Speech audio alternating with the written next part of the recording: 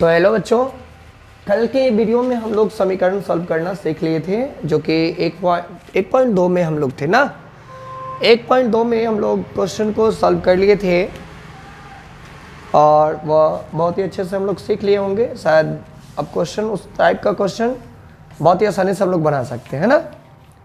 उसके बाद उस चैप्टर को समाप्त करने के बाद आज आए हैं हम लोग प्रश्नावली 2.2 में। देखिए बच्चों, आप लोग सोच रहे होंगे कि हम मास्क क्यों लगाए हैं। मास्क इसलिए लगाए हैं कि कुछ बच्चे लोग अगल बगल के आ जाते हैं। अभी जो ऑनलाइन क्लास वो करते हैं, इसमें कुछ बच्चे लोग आ जाते हैं। मेरा वायरस बच्चे के पास ना जाए और बच्चे का वायरस मेरे पास ना आए, इसलिए हम मास्क का यूज़ करते हैं। अभी कोरोना काल में सभी आदमी को अपने आप को बचाव के लिए मास्क बहुत ज़्यादा ज़रूरी है और कम से कम 2 मीटर की दूरी बहुत ज़्यादा ज़रूरी है। ठीक है, तो इसलिए आप सभी आदमी इस चीज़ को अपनाएं और अपने आप को सुरक्षित रखें। चलिए, तो इस क्वेश्चन को ना हम लोग, ये एक्सरसाइज के क्वेश्चन को, क्लास 8 है बाबू, देखिएगा इस क्लास के क्वेश्चन को, ये पहला राउंड का क्लास है इस चैप्टर के और पहला क्वेश्चन भी है। तो इस क्वेश्चन को बहुत ही गहरा से हम लोग समझेंगे, है ना, ताकि इस टाइप के क्वेश्चन को हम लोग को तनिक भी दिक्कत ना हो बनाने में। चलिए हम पढ़ते हैं और आप लोग ध्यान से सुनिएगा क्वेश्चन को। क्वेश्चन कहता है, यदि किसी संख्या के आधे में से, क्या कहा कि यदि किसी संख्या के आधे में से, उन्होंने संख्या के बारे में नहीं कहा कि फलाने संख्या के आधे में से, किसी भी संख्या के आधे में से पूछ रहा है वो। हमको संख्या के बारे में मालूम ही नहीं है, तो जिस संख्या के बारे में मालूम नहीं रहता उस संख्या को हम लोग एज्यूम कर लेते हैं, यानी कि मानते हैं। मान लेते हैं कि ये संख्या बराबर फलाना चीज, कुछ भी X Y Z A B C D E F G कुछ भी मान ले सकते हैं, है ना। तो यहाँ पे फिर से आगे पढ़ते हैं, यदि किसी संख्या के आधे में से 1/4 घटा लिया जाए। कोई संख्या है और वो आधा है ना, और उसमें से ना 1/4 को माइनस कर लेते हैं, है ना। 1/4 को घटा लिया जाए तो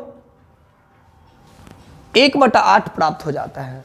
मतलब कि 1/4 को जब हम लोग घटाते हैं ना, तब बचा हुआ संख्या जो है वह 1/8 हो जाता है ना। तो कह रहा है कि संख्या ज्ञात कीजिए। हालांकि वह आधा जो संख्या, वो कौन सी संख्या है ना, जिसको घटाने पर 1/4 घटाने पर हमको 1/8 प्राप्त होता है। आइए उसी संख्या को हम लोग देखते हैं। चलिए, अगर ये दिया हुआ है तो इसको कुछ ना कुछ हम लोग मानेंगे। चलिए अब यहां से हम लोग हल करते हैं। पहले तो हम लोग संख्या को मान लेते हैं कि माना कि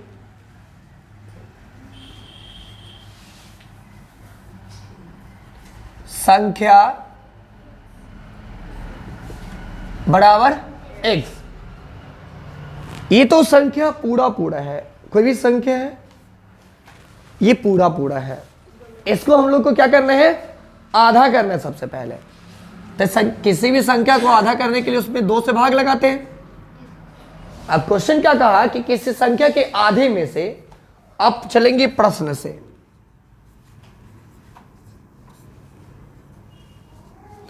प्रश्न क्या कहता है कि किसी संख्या के आधे में से, आधा हो गया, में से 1/4 घटा लिया जाए। आइए, किसी संख्या के आधे में से 1/4 को घटा लेते हैं। घटा लिए तो प्राप्त संख्या कितना हो जाता है, 1/8। अब इस टाइप के क्वेश्चन अभी आप लोग सॉल्व किए बहुत सारे, है ना। अब तो ये समीकरण के रूप में आ गया, तो इसको तो आसानी से हम लोग हल कर सकते हैं। आइए हल कर ही देते हैं। ये दोनों का एलसीएम लेंगे तो 4, 2 दूना तो 2x माइनस 4 1 4 तो 1/8। इसको काट सकते हैं ना 2 पर। अब गुना करेंगे हम लोग तो क्या हो जाएगा, 2 दूना 4x माइनस 2 और बराबर में ये कितना है, 3 1 3, सॉरी 1 इकाई 1 हो जाएगा। तो यहाँ पे जाएंगे 4x बराबर में 3, इधर माइनस में है, सॉरी इधर माइनस में 2, तो इधर आएगा तो यहाँ बचेगा कितना, 4x बराबर में 3 या x बराबर 3/4 आंसर। ये आपका फाइनली आंसर है ना। इसी संख्या के आधे में से इस संख्या को जब इस संख्या ये आधा हो गया, इस संख्या को जब हम लोग घटाएंगे, ये आधा नहीं चौथाई भाग है, इस संख्या को जब हम घटाएंगे इतना तो प्राप्त संख्या हमको इतना प्राप्त हो जाएगी। आइए तो इसको हम लोग सॉल्व कर दिए। अब हम लोग नेक्स्ट क्वेश्चन की ओर जाएंगे, तब तक कि आप लोग क्वेश्चन को एक बार देख लीजिए और उतार लीजिए।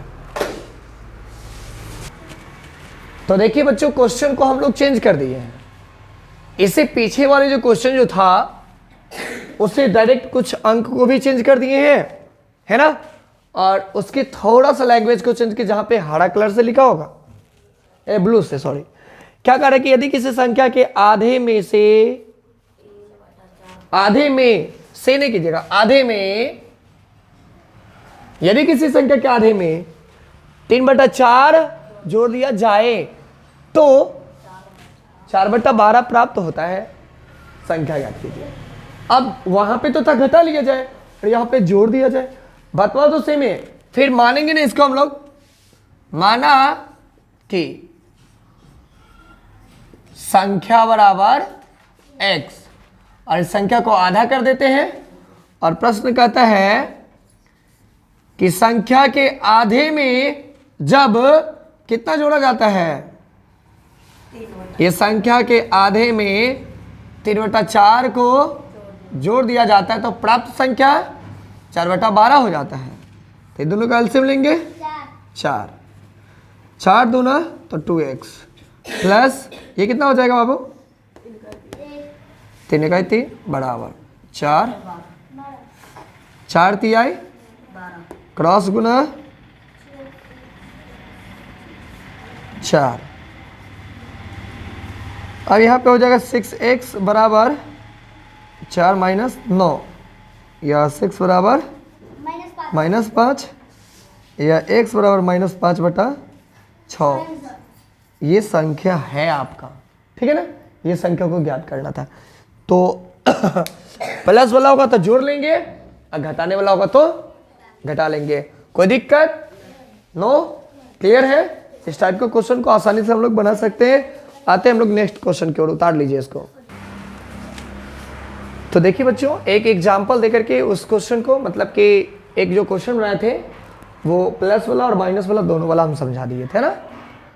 अब हम लोग उसी चैप्टर के उसी एक्सरसाइज के दूसरे नंबर क्वेश्चन को बनाते हैं, है ना। ये दूसरा नंबर क्वेश्चन जो है जस्ट थोड़ा सा हटके है ना। तो सबसे पहले इसमें क्वेश्चन को पढ़ते हैं, उसके बारे में कुछ बेसिक चीज जानते हैं, फिर हम लोग बनाएंगे। यहाँ पे कह रहे हैं कि किसी आयत की लंबाई और चौड़ाई का अंतर 5 मीटर हो और परिमाप 110 मीटर, तो लंबाई और चौड़ाई ज्ञात करें। सबसे पहले आयत, तो आयत होती कैसा है, तो आयत जो होता है कुछ इस प्रकार का होता है, ठीक है ना। आयत का आमने सामने की भुजा जो होती है वो बराबर होती है ना। ये आमने सामने की भुजा बराबर होती है और इसमें ही वर्ग, तो वर्ग का चारों भुजा एक बराबर होता है, पूरा एक बराबर होती है। यानी कि इसका ये आमने सामने की भुजा जो है ये बराबर होगी और इसमें पूरा भुजा, अगर एक भुजा 5 है तो यहाँ पे 5 5 5 सब, यहाँ पे 2 तो 2 और 1 तो 1 होगा यहाँ पे, ठीक है। यानी कि इसका आमने सामने की भुजा बराबर होती है। अब इस पे जानते हैं कि आयत, तो आयत की बात है, यहाँ पे लंबाई और चौड़ाई की ही बात आ रही है। तो स्वाभाविक सी बात है कि लंबाई तो ये होगी और चौड़ाई, तो लंबाई और चौड़ाई। अब आयत में लंबाई और चौड़ाई की बात जब आ गई तो इसमें क्षेत्रफल का भी बात है। अंदर का जो भाग जो है यह आंतरिक क्षेत्रफल है, यहाँ पे ये क्षेत्रफल हो गई, क्षेत्रफल है ना बच्चों। अगर यहाँ तो आपको परिमाप दिया है लंबाई और चौड़ाई का ज्ञात करने के लिए, अगर आपको यहाँ पे कहता है कि क्षेत्रफल ज्ञात करने के लिए आयत का क्षेत्रफल, तो आयत का क्षेत्रफल क्या होता है? तो आयत का क्षेत्रफल का सबसे पहले निकालने का इसका फॉर्मूला जो होता है आयत का क्षेत्रफल, ये निकालने का जो है लंबाई गुना चौड़ाई, है ना बच्चों, चौड़ाई। और आयत के परिमाप अभी निकालने का बात कर रहे हैं, आयत का परिमाप, परिमिति या परिमाप बात सेम में होती है, परिमाप परिमिति एक ही होती है। जब आगे आप 10th क्लास में जाएंगे तो परिधि, ये तीनों एक ही बराबर होती है। तो आयत के परिमाप 2 ब्रैकेट लंबाई प्लस चौड़ाई ये होती है ना बच्चों। आगे बहुत सारी बात है आयत का, मैं इसी 2 क्वेश्चन पे आपको, इसी 2 सूत्र पे आपको, ये सूत्र है आपके, इसी 2 सूत्र पे आपको ये क्वेश्चन सबको हम बनाते हैं। और ज़्यादा नहीं है, इस पर ज़्यादा डिटेल्स में नहीं, पूरा जब डिटेल्स में आएगा तो हम आपको सारे सूत्र को नोट करा देंगे, बता देंगे, ठीक है ना बच्चों। तो चलिए नेक्स्ट क्वेश्चन पे, सॉरी इस क्वेश्चन को बनाते हैं इस सूत्र के आधार पे। तो सबसे पहले तो आप क्वेश्चन को जानेंगे अच्छे से और फिर बनाने का कोशिश करेंगे। क्वेश्चन का कि यदि किसी आयत की लंबाई और चौड़ाई का अंतर 5 मीटर है। अंतर का मतलब सबसे पहले समझ लीजिए, अंतर का मतलब क्या होता है, घटाव होता है, और युग का मतलब जोड़ होता है। तो देखिए कोई आयत है, आइए तो यहाँ पे हम लोग कोई आयत एगो बना लेते हैं।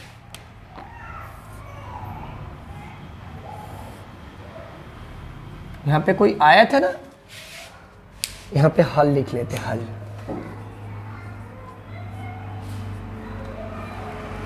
यहाँ पे कहा कि कोई यदि, माने कि यदि किसी आयत की लंबाई और चौड़ाई का अंतर 5 है। देखिए बच्चों, तो लंबाई जो है ना, लंबाई को हम लोग ना x मान लेते हैं और इसको y मान लेते हैं, है ना। लंबाई को x y मान लिए और चौड़ाई x और y ये दोनों मान लिए, लंबाई और चौड़ाई मान लिए ना। तब अब कहता है क्या, प्रश्न कहता है यहाँ पे जो जो माने हैं तो यहाँ पे लिख देते, माना कि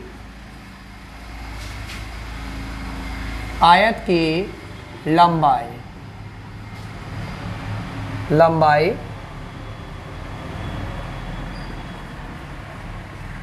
आयत की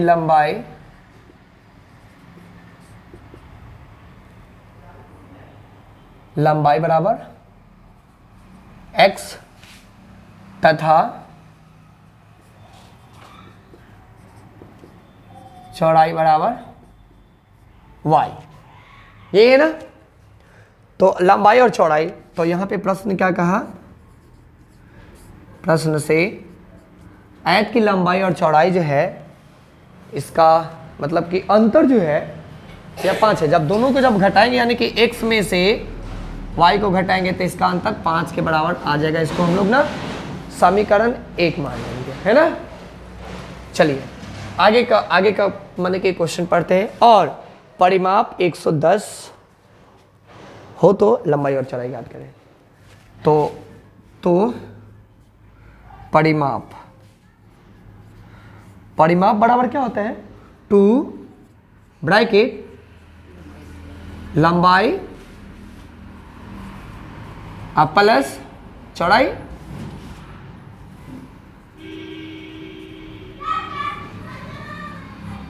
ये ना होती है। और अभी की आयत का परिमाप जो है वह 110 दिया हुआ है, 2 और ये है x और ये है y, है ना। यहाँ पे प्लस क्यों दिए, क्योंकि यहाँ पे सूत्र का ही प्लस है ना। अब ये 2 इधर गुना में तो इधर भेज लेते हैं, तो इधर आ जाएगा। तो 110 बट्टा में 5 x प्लस वाई, काटेंगे तो यहाँ पे 55 बचेगा ना, x प्लस वाई। इसको सीधा कर लेते हैं, x प्लस वाई और इधर भेज देते हैं। ये इक्वेशन 2 हो गया। इसको सॉल्व करके हम लोग यहाँ तक लाए, क्या यहाँ पे, हाँ यहाँ पे 2 होगा, ठीक है ना। तो अब एक समीकरण 1 और 2 मिल चुका है, तो समीकरण 1 और 2 से हम लोग मान निकालते हैं। यहां पे लिखेंगे समीकरण 1 अजोड़ 2 कर देते हैं। क्यों जोड़ते हैं, जोड़ेंगे क्योंकि एक प्लस का एक वाई, एक माइनस का वाई, दोनों कट जाएगा, तो आसानी से हम लोग इसको बना सकते हैं। तो लिखेंगे समीकरण 1 को, और समीकरण 2 क्या है, x + y = 55। तो इसको काटेंगे तो यहाँ पे 2x बचेगा, अरे 55 5 60, तो यहाँ पे x बराबर क्या हो जाएगा 60/2, x बराबर 30, यानी कि इसकी लंबाई जो आ गई 30 आ गई, तथा चौड़ाई। अब समीकरण 1 चाहे 2 में x का मान रख दिया। समीकरण 1 लिखेंगे तथा समीकरण 1 में x का मान रखने पर, रखेंगे तो समीकरण 1 यहाँ है, तो x - y = 5 या x 30 - y = 5 या -y = 5, और इधर से 30 को इधर भेजेंगे तो इधर माइनस में आ जाएगा क्योंकि इधर प्लस में है, तो -y =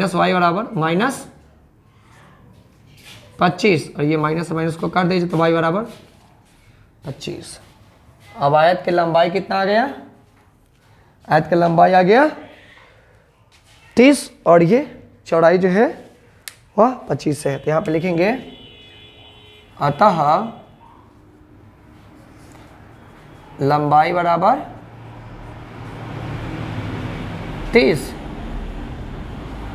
चौड़ाई बराबर 25। ये आपका फाइनली आंसर आ गया है ना बच्चों। एकदम आसान है, थोड़ा सा लैंग्वेज प्रॉब्लम है, और इसको देखते हुए बनाएंगे हम लोग, ठीक है। तो इसी क्वेश्चन के साथ हम लोग ब्रेक देते हैं, फिर मिलते हैं अगले वीडियो के साथ आपसे। तब तक के लिए बाय।